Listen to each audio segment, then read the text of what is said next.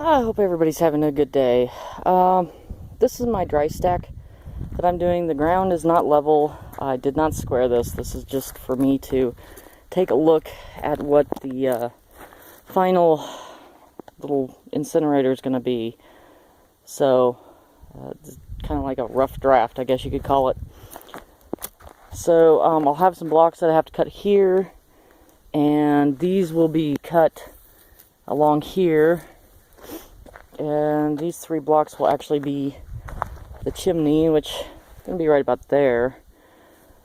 And I have to pour concrete lid on it after I get a form set up for that, and after obviously the foundation over there dries and I get this actually built.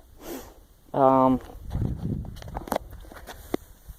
may leave some of these open, but I think I'm probably going to fill most of them, just so that I don't have as much chance of ash or embers getting out. These will be left open down here on the bottom, and the refractory cement will be going on the inside. I'm just going to cap off those over there, the open blocks. I'll just cap them, and that should be fine. Or, I shouldn't say cap them, I should say fill them with some cement. And there's a cat. Very curious. So, the door is going to be angled right about here for filling it. And then the clean out door will be right here. And, what are you doing up there? And these blocks here, I'm going to cut them off so that they're smooth with the rest of it, and then I'll just clean them up so that they look nice. And that will be roughly what it's going to look like, except for square and permanent. Okay. Something I just wanted to mention real quick. The foundation actually seems to be curing rather nicely. I did take the tarp off of it this morning, because when I came out and I looked underneath the tarp, it basically had an atrium-like effect after the sun had come up, and it started, the evaporation started again. Well, it was collecting underneath the tarp and basically raining in here, so that was not good. So I took it off. I'll put it back on this evening before the before nighttime, and probably take it back off again tomorrow morning. So I just wanted to mention that if you do have it covered, if it's really cold at nighttime and then warming up during the day, you might want to take the tarp back off so it doesn't start raining underneath it. Just wanted to briefly show you here real quick. It's been 3 days, and I went ahead and removed the forms from the slab here. So it's still curing. You can tell that because it's still got some of that dark gray color. So I'm just going to probably let it sit for another day, maybe even 2, and then I will start building on top of this thing. Alright, there's just one thing that I wanted to show you real quick. It's just how to get the concrete out of the mold. Just kind of flex the sides here a little bit to release it. And since we put the oil in, it came right out. Now sometimes if they stick a little bit, you might have to just tap it a little bit. Just don't do it very hard. Okay, just thought I'd show you that. Well, here we are for our refractory cement test. These are fully cured now. I do have underneath them just a small piece of cloth, just to see if that sucker catches on fire or something. This is a mix 1, 2, 3, and 4. 4 is super lightweight. The only problem is with 3 and 4, they have a very high concentration of the clay in them, and they're really quite soft.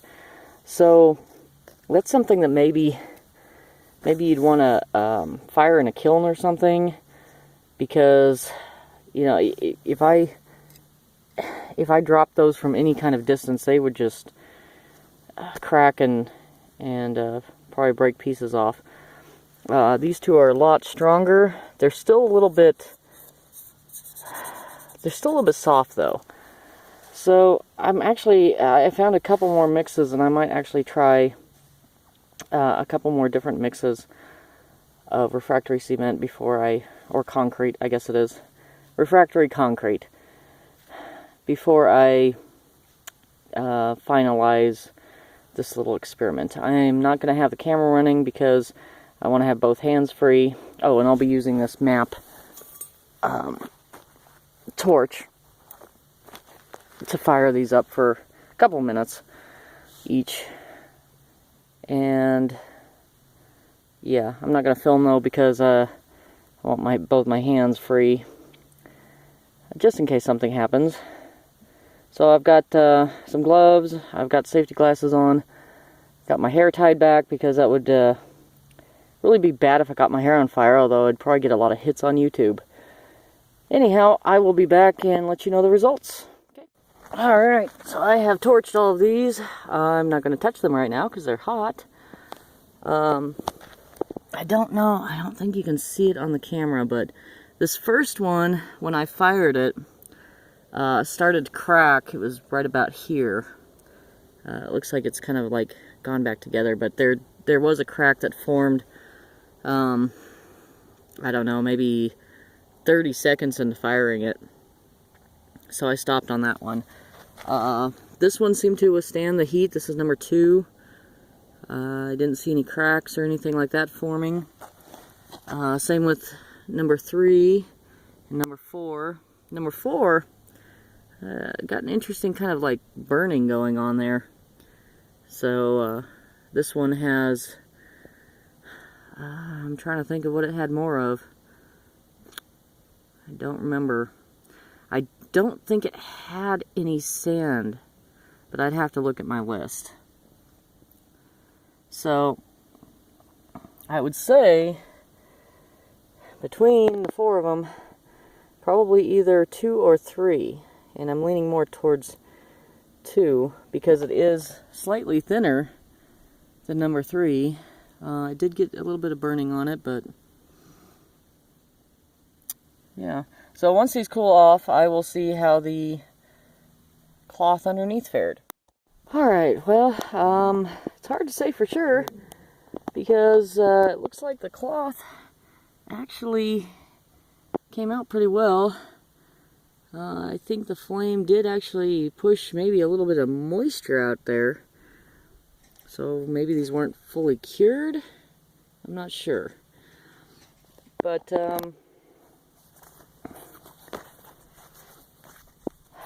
I guess I would say either any of them would work. I will say, you know, as I mentioned before, that number 1, a crack started to form in it. I didn't get any other cracks in the other 3.